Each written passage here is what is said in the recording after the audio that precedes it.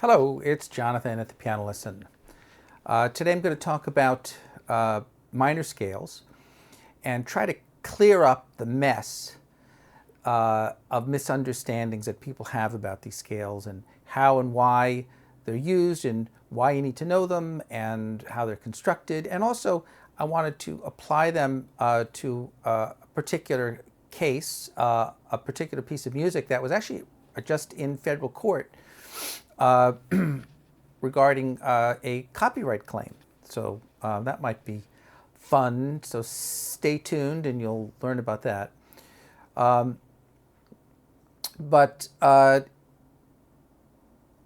there's three different kinds of minor scales that musicians typically learn.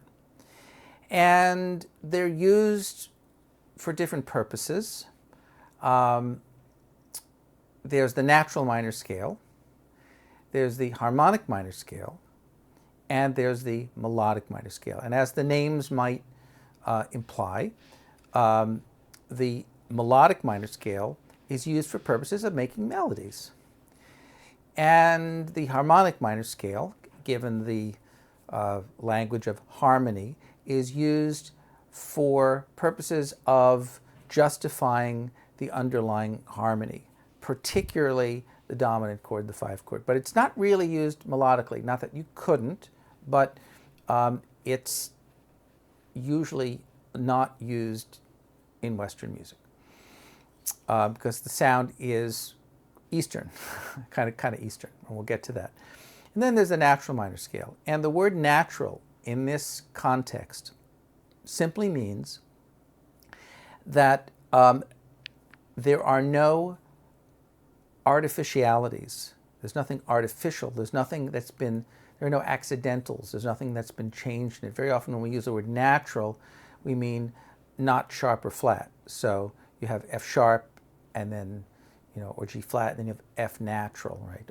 But that's not what we're talking about. So to understand the word natural, you might want to understand another concept, which is the relative major. So when you have a relationship between a minor key and its relative, it simply means that they share a key signature. And if you look at a piece of music, there's no way to tell just by looking at the key signature whether you're in a major or a minor key. You have to look at the music itself, and if there are no sharps or flats, as an example, you could be in the key of C major, or you could be in its relative minor. How do you know it's a relative minor? Well, you would go up a major sixth from C, C, D, E, F, G, A, right, in the scale, or you could go down a minor third, C, B, A, and that's, you get the A. And when you look at the music, well, chances are it's going to start on an A and end on an A. But another thing is that you're going to see a lot of accidentals, probably, at least one. There's going to be a G sharp in there. A, B, C, D, E, F, G sharp. The seventh degree of the scale is raised a half step. And it's there for a very specific reason. It's there so that the dominant chord, dominant meaning 5, okay, A, B, C, D, E, the 5 chord, will work out to be a major chord and not a minor chord. Now, it's not that, again, it's not impossible to have a 5 chord that's minor, but ordinarily, regardless of the key that you're in, whether it's major or minor, the dominant chord is always going to be a major chord. The thing that trips people up is that we only use that G sharp when we're playing the dominant chord. Otherwise, you're not going to see it. Otherwise, you probably will be playing elements of the natural minor scale. I say elements of that scale because in a minor key, in the key of A minor, typically there's no G natural. And that's going to relate to our copyright piece in a little bit. And then you have the melodic minor scale. So that scale is used to create melodies, and I'll give you an example of that in a minute. But another aspect of music that often gets lost. I'm going to say it almost always gets lost. Not often. It's let's just say it's never even discussed.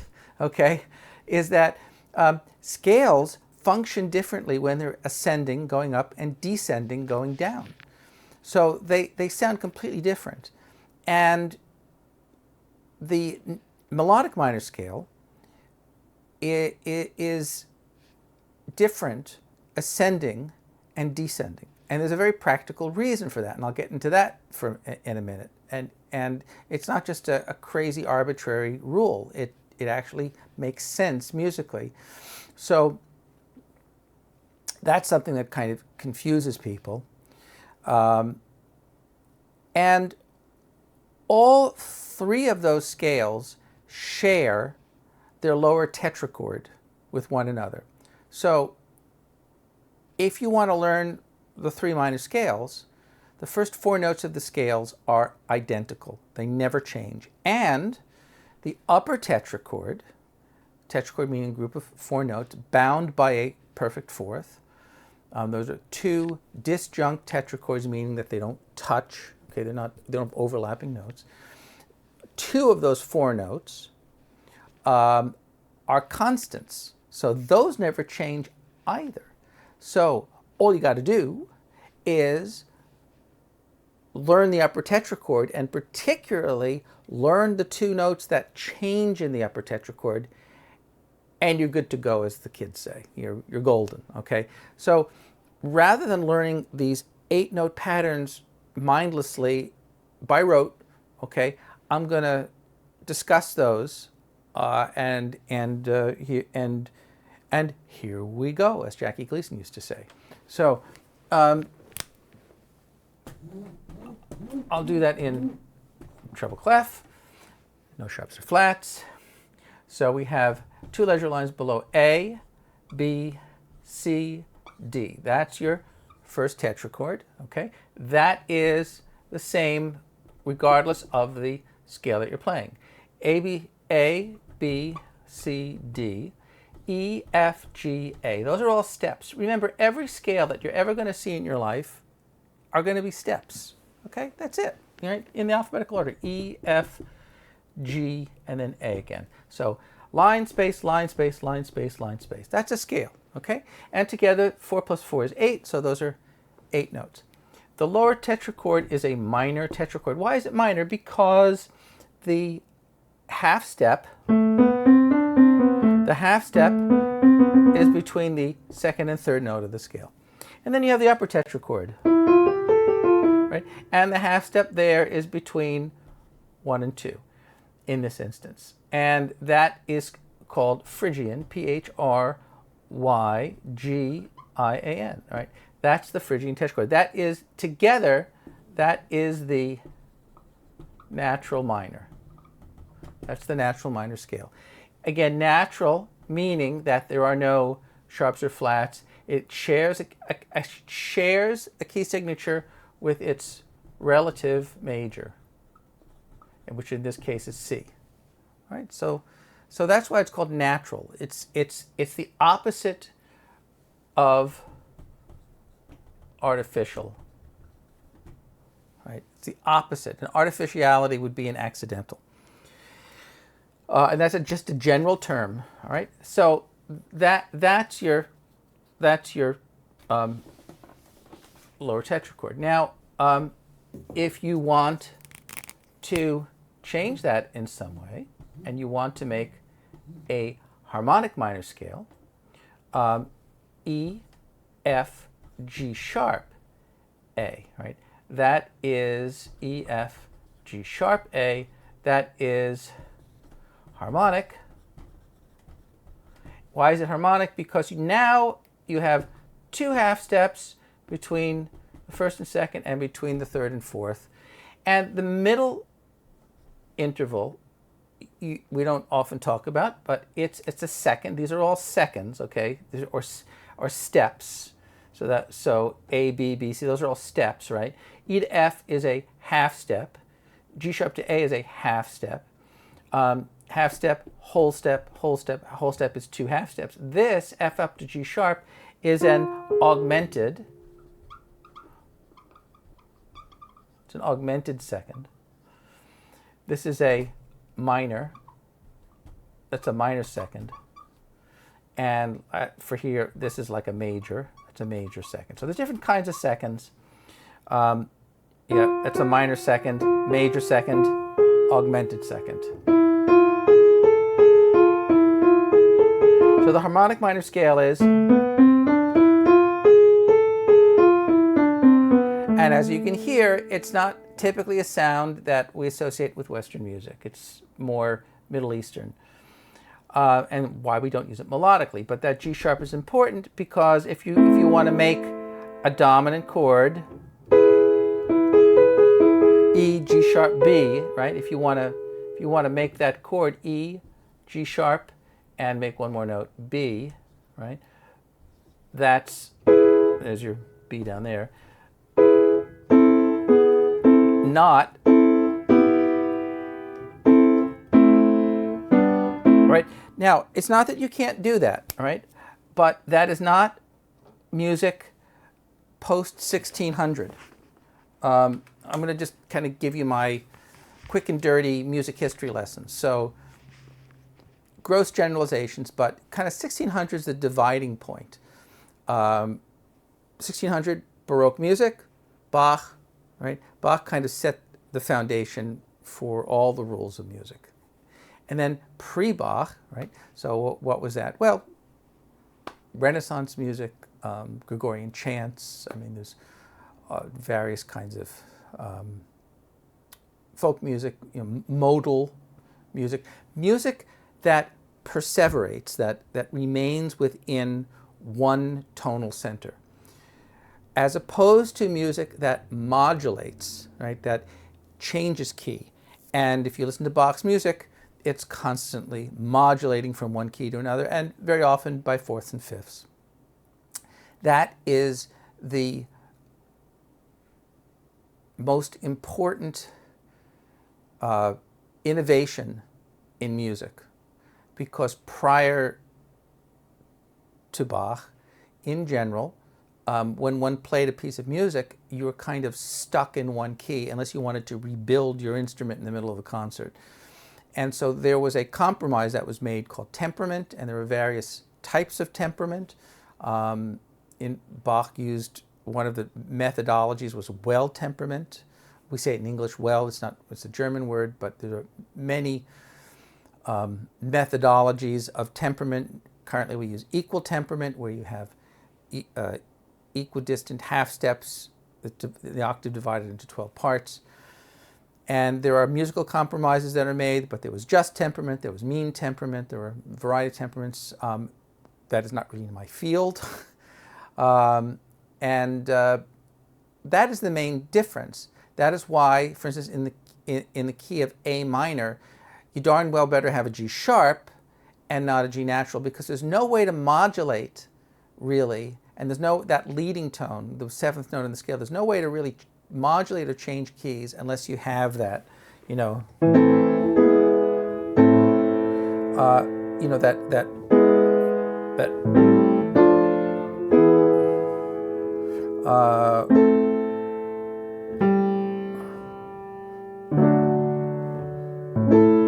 A7, dominant. We go by dominance. D7, G, G7, C, C7, F, F7, B flat, B flat 7, E flat, right? That's the idea, E flat 7, A flat, right? That's how it's done. You can't do that. It won't sound right.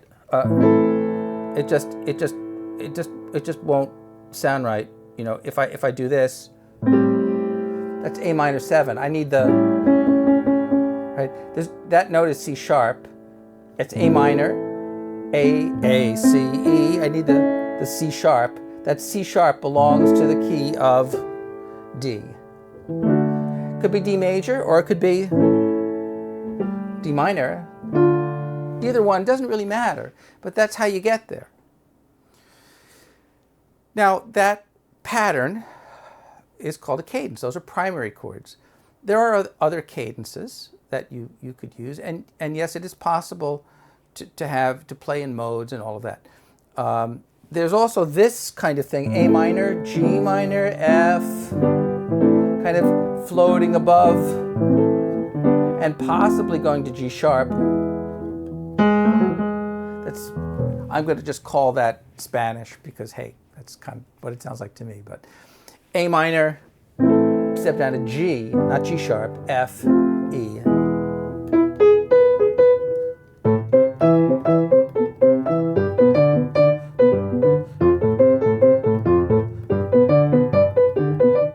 Right. That could, stay in that same groove, that same key for quite a long time without going anywhere, because I'm not going all the way to the dominant chord, and without that G sharp, it'll sound like this. I don't want that. I want that G sharp. Okay, let's get back to understanding these minor scales and these tetrachords. So the lower tetrachord is minor. The upper one is harmonic. The one that we had before was Phrygian. And then if you want the melodic minor scale, okay, well then you're going to need to have a major tetrachord. And that looks like this: E, F sharp, G sharp, A. E, F sharp, oops, G sharp, A, all right? And that is a major tetrachord. Those are the first 5 notes of the E major scale. Those are also the last 4 notes of the A major scale. Right? Here's the lower minor. Right? That is melodic minor. So again, the lower note E and the upper note A are the same. They are the same for all 3 minor scales.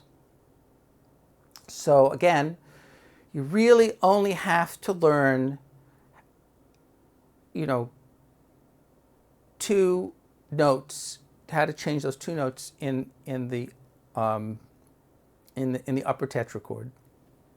And I want you to notice that when I play the descend, when I descend with the melodic minor scale, see, it sounds major, right? That's why we don't descend that way. We go up that way, up. But when we descend, we do this because we're going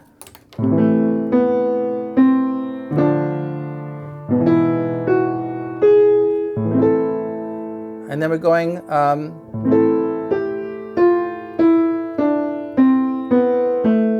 okay?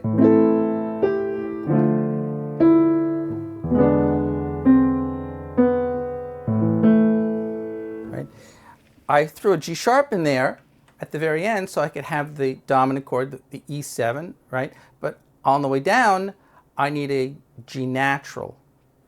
That's what I mean when I say that it's important whether or not the scale is ascending or descending, because those whole step and half step relationships will determine how the listener perceives the scale. Now, here's an example of kind of one of my favorite examples, maybe my only example, of a melodic minor scale. You have this kind of classic Mozart sonata.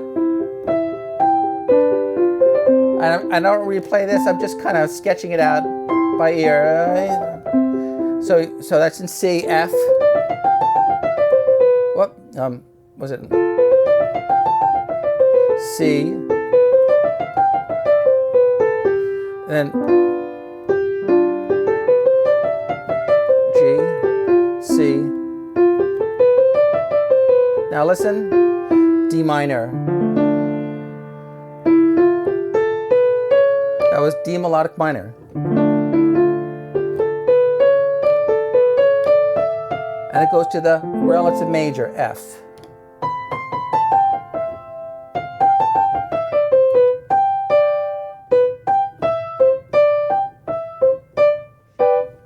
Something like that, close enough. But it's not, that would be harmonic minor, and it's not, because we lose the leading tone there. We don't want to go C to D, that's a whole step. We need that leading tone, and we don't want this augmented, we don't want that. We don't want that. It's out of character for the song. And it goes up to F major. Okay, you get it? You get it now? So that's how you go about learning the minor scales. You have the minor tetrachord to learn, you have and then above it you have either a Phrygian for the natural minor, or a harmonic for the harmonic minor, or a major for the melodic minor, but only going up, right? Going down, we're back to the Phrygian again, okay?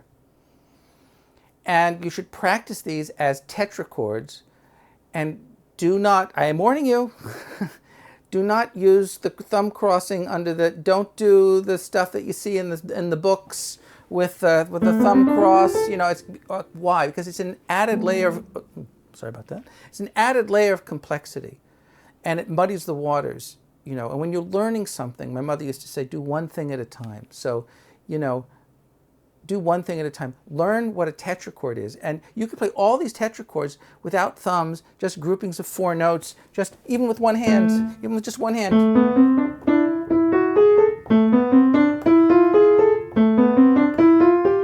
I mean, you should be able to do at least that. You know, major, minor, Phrygian, and harmonic. And there's all kinds of interesting technique exercises you can do with that too, to really improve your playing. You should be able to get to the point where you can throw your hands down on the piano and grab any tetrachord on the piano anywhere in any permutation. So not just up and down, but maybe like skipping notes or steps. You hear that a lot in classical music, just, you know, Beethoven.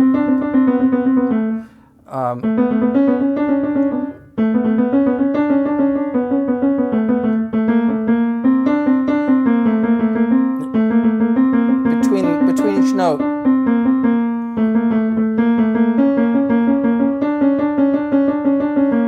And notice I'm kind of rotating my forearm in this instance. And also grabbing clusters of notes. Right? Stop thinking in terms of chords or, you know, like triads, right? Or scales, individual notes. These are clusters of sound, all right? And in real life, things aren't so neat and tidy. You can play in between the cracks and create some really great colors, you know, that don't exist. We don't really have names for them necessarily, but these clusters of notes are you know, quite interesting. So now the last little bit I wanted to talk about, so this case here, and you can read about, I'll put the link in the comments section. I usually never do that, but I'll do that. So this case, it's the article is Federal Jury Rejects Hymn Copyright Infringement Claim Against British Composer, and it says a jury in Portland Friday found that a British composer didn't purloin, I love that word, purloin musical passages of an American composer's Christian hymn in a case that brought both musicians into a downtown federal courtroom to play the pieces. The composers took turns using an electric keyboard positioned in front of the jury box during a 4-day trial before the U.S. District Judge Karen J. Emmergut. I hope I pronounced your name right. The 8 jurors got the case Thursday afternoon and spent less than a day deliberating before returning its verdict that Bernadette Farrell of London hadn't copied notes from Vincent A. Ambrosetti's Emmanuel. Okay. Fun fact, I went down to the federal court the day they were deliberating. I didn't realize that the court wasn't in session, so silly me, hung out for a while, and then I just left. So, but I'll show you what stands out in the piece, and then I got to go real quick. But you can hear, I'll play the 2 melodies, all right? So Emmanuel, I guess that was the original one, right? The one that was, it goes like, it's in 3. 1, 2, 3, 1, 2, 3, 1, 2, 3, 1, 2, 3, 1, 2, 3, 1, 2, 3, 1, 2, 3. Actually, I'm not even going to play the second half. I'm just going to play that. Listen to that D natural, okay? They're saying, and I found this interesting, they were saying that the piece was in E minor. Well, it's not an E minor. It's in E Aeolian. That's the 6th mode in a minor of the relative major. But because it has D natural, composers typically don't do that. D natural. The other piece sounds like, the melody sounds like this. And it's also in 3. 1, 2, 3, 1, 2, 3, 1, 2, 3, 1, 2, 3, 1, 2, 3, 1, 2, 3, 1, 2, 3, 1, 2, 3, 1. And you have this, that type of Spanish harmony. And so that's where I think the highfalutin musicologists that were used as expert witnesses, I don't know if any of them pointed that out. I thought that was really weird, frankly, for a modern composer to do that. And so do I think that the piece was stolen? The other, it could have been. But the main distinction is the rhythmic displacement. The original piece starts on count 3. It starts on an incomplete measure. 1, 2, 3, 1. The second piece starts on the beat, and the tonic E is on count 2. It's 1, 2, 3, 1, 2, 3, 1, 2, 3, 1, 2. It's frankly, it sounds dyspeptic. All right, that's it. That's all I got. I'm out. So. This is Jonathan at the Piano Lesson, and drop me a line on my YouTube channel, and drop me a line at my website, thepianolesson.com, and I hope you guys are doing great, and I'll see you next time. Bye-bye.